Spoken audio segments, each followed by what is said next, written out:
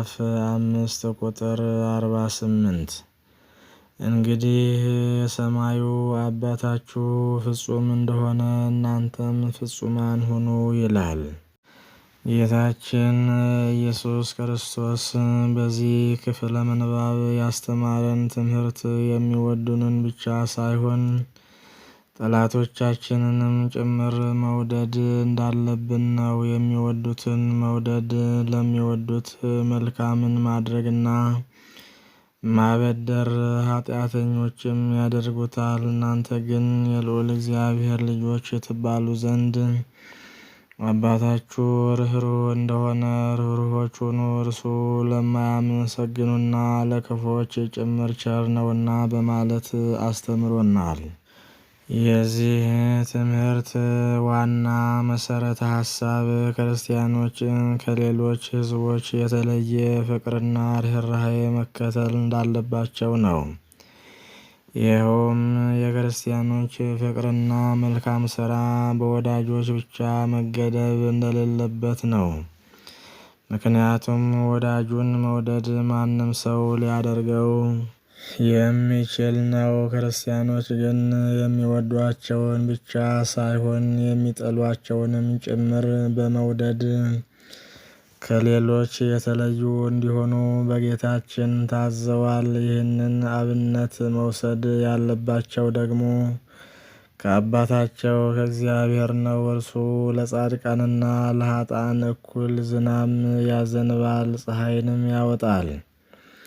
ክርስቲያኖችም ወዳጅና ጠላት ሳይሉ ሁሉንም እኩል መውደድ ይገባቸዋል፣ ለሁሉም እኩል መራራት ይገባቸዋል። ይህንን ሲያደርጉ ጌታ እንደነገረን የልዑል እግዚአብሔር ልጆች ይባላሉ። የእግዚአብሔር ልጅ መሆን ደግሞ በጣም ትልቅ ነገር ነው። ምክንያቱም ልጅ አባቱ የሆነውን ሁሉ የመውረስ መብት እንዳለው የእግዚአብሔር ልጆች የሆኑትም የእግዚአብሔር ንብረት የሆነችውን መንግሥተ ሰማያት የመውረስ መብት አላቸውና።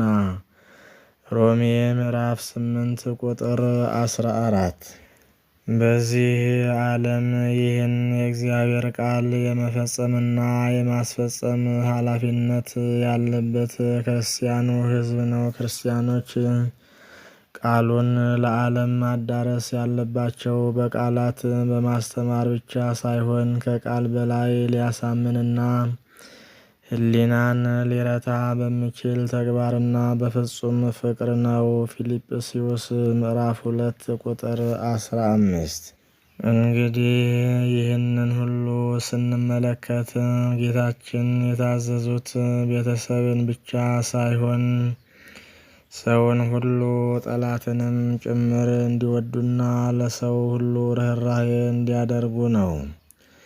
ታዲያ የክርስቲያኖች ሕይወት በአሁኑ ጊዜ ምን ይመስላል የሚለውን ማየቱ ጠቃሚ ነው። ክርስቲያኖች እንደ ጌታችን ቃል ጠላቶቻቸውን ይወዳሉ? እንደ ጌታ ቃል በፍቅር የሚኖሩና ጠላቶቻቸውን የሚወዱ ፍጹም አይገኙም ማለት ባይቻልም በአብዛኛው የሚታየው ግን ጠላትን መውደድ ሳይሆን ጠላትን ማጥቃት ነው። በአሁኑ ጊዜ በዜጎች መካከል ላይ የሚታየው ሰላም ሳይሆን ፍቅርና መዋደድ ሳይሆን እርስ በርስ መጨካከንና አንዱ ጠላቴ ነው ብሎ የሚፈርጀውን ማሳደድና በሱ ላይ ጥቃት ማድረስ ነው። ጎረቤት ከጎረቤት ጋር፣ ሕዝብ ከሕዝብ ጋር፣ ሀገር ከሌላው ሀገር ጋር ሰላምና መፈቃቀር፣ መተባበር የላቸውም። እነዚህ ሁሉ ድርጊቶች ርኅሩኆች ሁኑ የሚለውን የእግዚአብሔር ቃል የሚቃረኑ ድርጊቶች ናቸው። ነገር ግን ክርስቲያኖች እንደዚህ አይነቱን ተግባር እንዳይፈጽሙ መጠንቀቅ ብቻ ሳይሆን ሌሎችም ይህንን እንዳይፈጽሙ የማስተማርና የማሳወቅ ግዴታም አለባቸው። ስለዚህ ክርስቲያኖች ሰማያዊ አባታቸው ርኅሩህና ፍጹም እንደሆነ ለሰው ሁሉ ይልቁንም ለሽማግሎችና ለሕፃናት እንዲሁም ለክርስቲያኖች ርኅራኄ ሊያሳዩ ይገባል።